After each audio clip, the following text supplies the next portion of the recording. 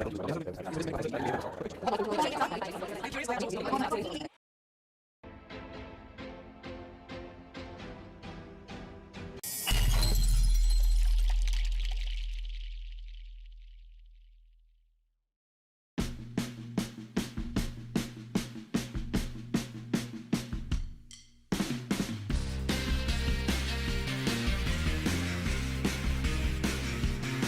everyone, welcome back to the channel and welcome back to another episode of To Be Honest. And to be honest, we have been missing in action for quite some time now, and we apologize but couldn't have helped it. But we are starting, and we are starting with a bang. We will keep bringing you achievers, innovators, disruptors who are contributing to the community in their own amazing ways. And today we are going to meet one such innovator and entrepreneur, and let's welcome him. A software engineer by profession, but a farmer by heart, Madhu Kargund came to Bangalore to start his career as a software engineer. For 8 years, he lived a life that most Bangaloreans get accustomed to, but Madhu never felt settled. He wanted to get back to his roots, which were in his small village in rural Karnataka. His vision was to build a social startup based out of villages which would not just provide sustainable income to the farmers, but also prevent the farmer migration to the cities. With this thought as inspiration, Tengin, which means coconut in Kannada, was born.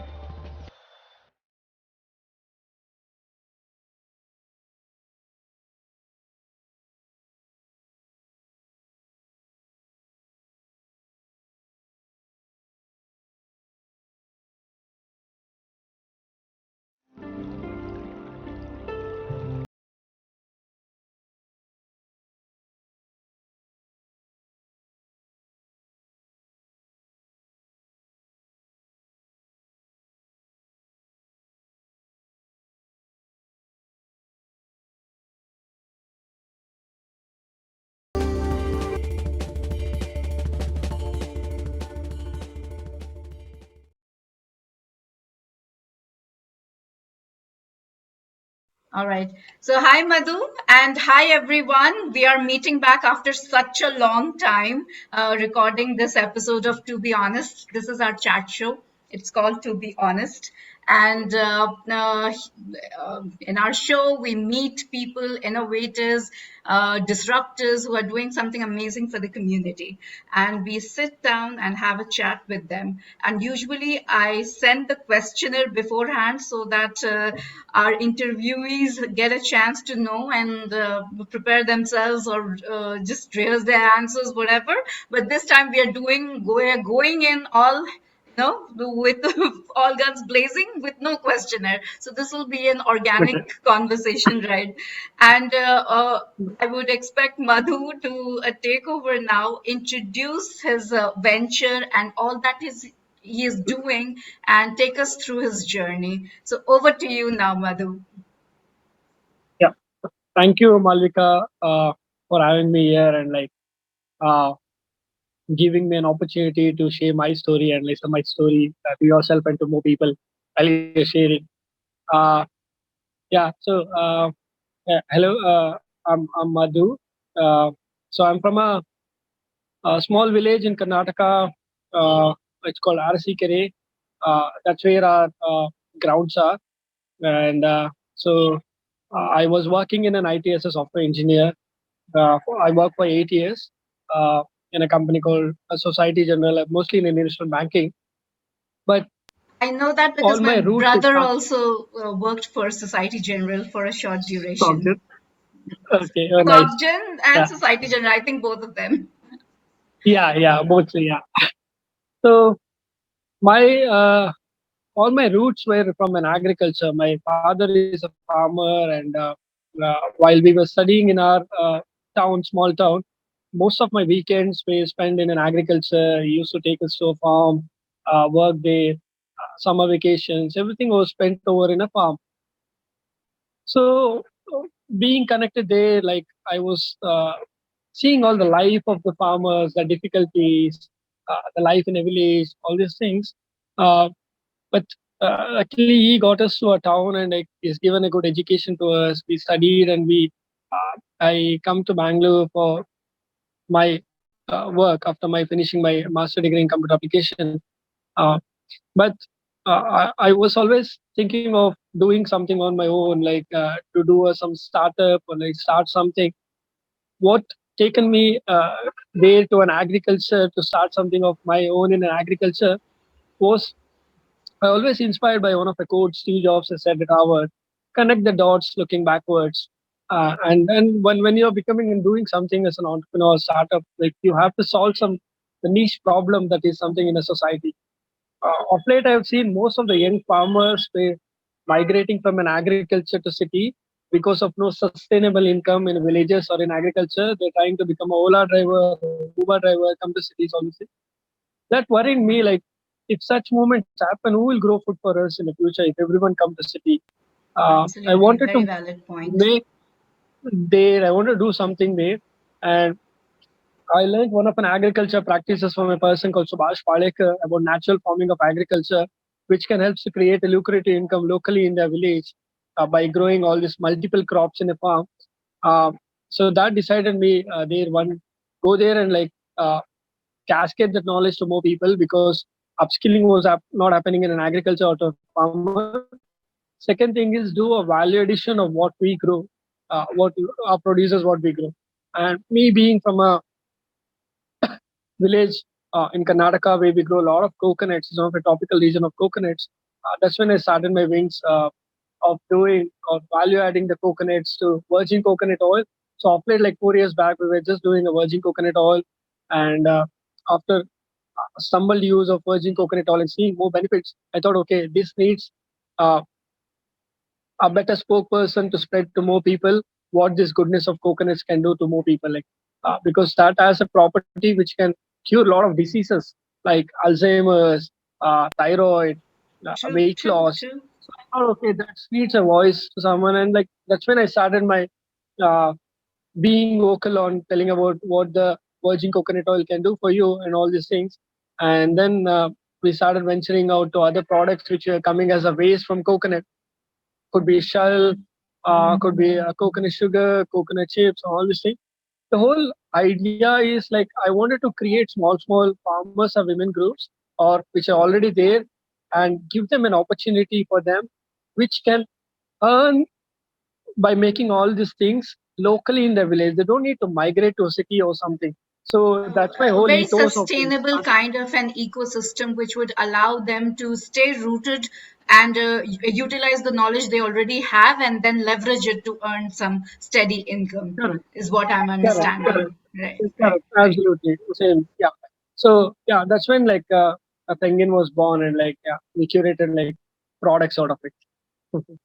No, Yeah. I was absolutely amazed. You guys use every possible part of coconut to make something. Even the candles that use the coconut shell as a holder thing where and it smells beautiful, it looks beautiful, and plus you are not damaging the environment. No packaging, all that facade of presenting a product. It's just it's so authentic and organic, and that is what Yeah. appealed me as a user when I got hand of the Mhm. product. So that is what appealed me, the authenticity of it, because it is a very no nonsense kind of a product that you're sending out in the market. It's just, this is what this is and this is how we are doing it.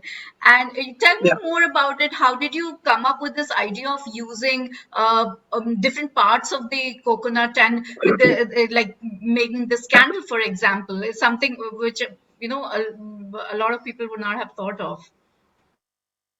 So so as I mentioned, like our flagship product is virgin coconut oil. Back then we started. Uh, so it's been like very difficult to convince them like what is virgin coconut oil. They've been telling like already using coconut oil from other people. Like how are you? And no, as a brand as well, right? And to give more opportunity, uh, we've seen like most of the brand, like most of everyone has like a lot of products in their category. So while we opened the coconut, we saw a lot of waste that were going out. Like could be a coconut shell, could be coconut coir. and everything is sustainable. Uh, so I was understanding about sustainability, eco-friendly. So I learned about something called circular economy. Circular economy is one wherein every waste of a product you give a life to it. The time it want to reaches the end point, you're like cutting it down, right? Could be plastic. Like you get a plastic bag, if you throw it on the day, it reaches the ocean quickly. So if you upcycle this plastic bag, like if you use at least 2 days to get your veggies or convert it to something, so it reaches the end point in the little later time. So this is when like when we open the coconut for our oil making, we used to give a lot of coconut shell. So that's when we thought, why can't we make something out of it? It can be made into a bowl. And at the COVID time, there were so many women groups in our village. There were no work for them. So we asked them to buff it into a bowl, and that's when we converted to a coconut candle. So it's an opportunity for them at those tough times, as well as one of a nice product that can be reached to a consumer as well. So that's when we started the coconut shell thing and the coir. Uh, be it like Right. when we extract the oil, we get a waste coconut powder. We converted that to a scrubber cum soup.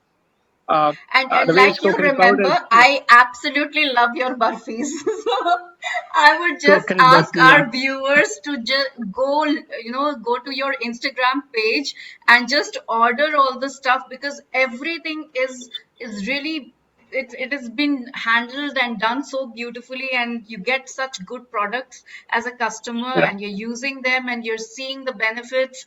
And yeah, I am, it's been what I have ordered twice from you guys now, yeah.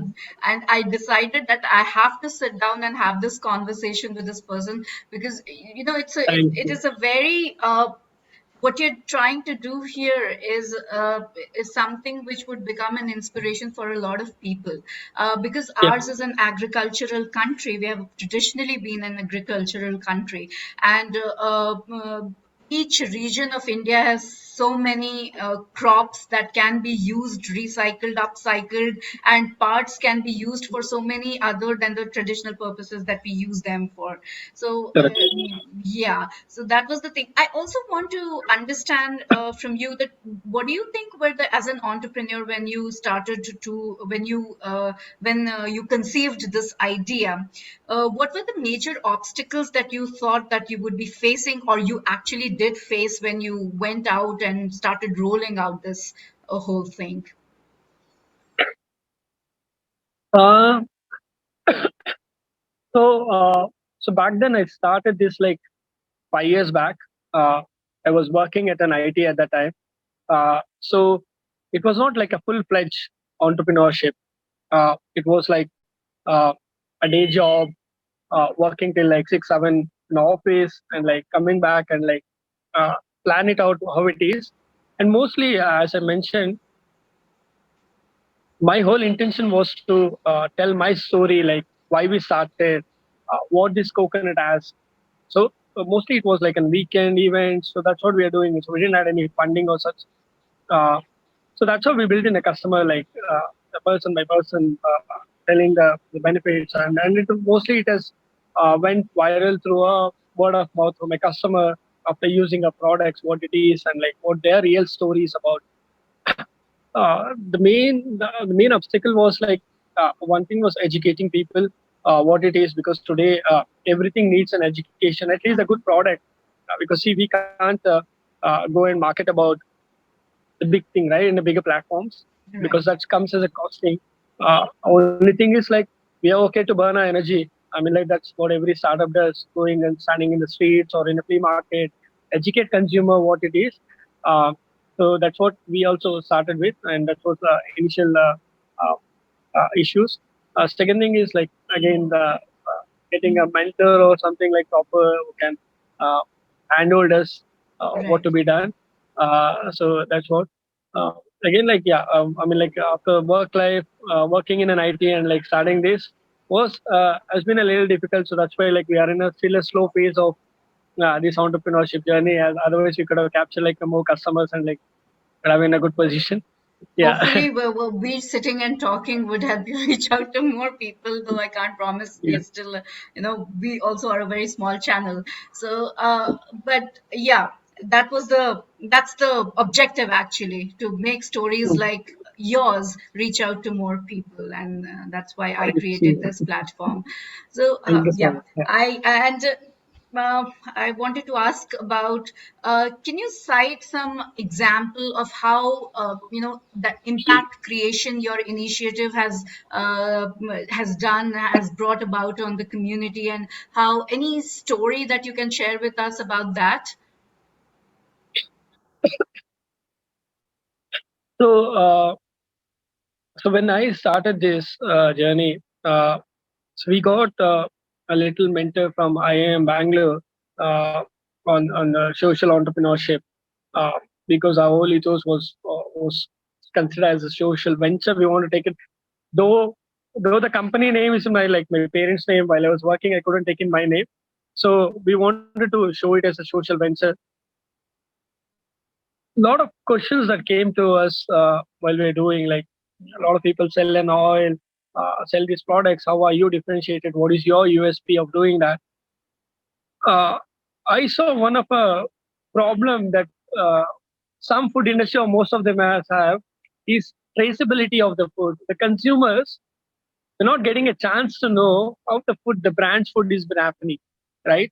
So that's called Absolutely. With the big brands, the it's a given that you are never going to know where the products are coming from. you can't see what's happening. They won't tell what's happening. Everything is done in a mass scale. You don't know what's getting mixed out. So we thought, okay, why can't we build the traceability of the food by doing something called coco tourism? One is, yes, we have the blockchain technology where we can do a scanning and we can take to the core. But we thought, like, why can't we have that physical connection with the customer? So now we run something called coco tourism, where people come to a farm over the weekend. They see how the oil is being made, or if they want, they can involve in making their own. And also we teach about natural farming of agriculture. We do natural farming practices.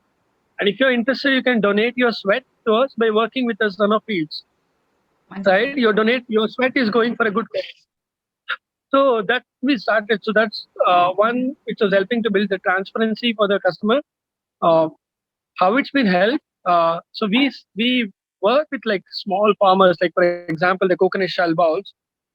We are not making. We work with another farmer community in like Kerala, Tamil Nadu, or Goa. So we figure out like small FPOs. It's called Farmers Producing Organization. So we work with FPOs. We tie up with them. We give our idea to them, and we they make it to us. Second, now we are trying to, as a brand, we are trying to contribute something to the society.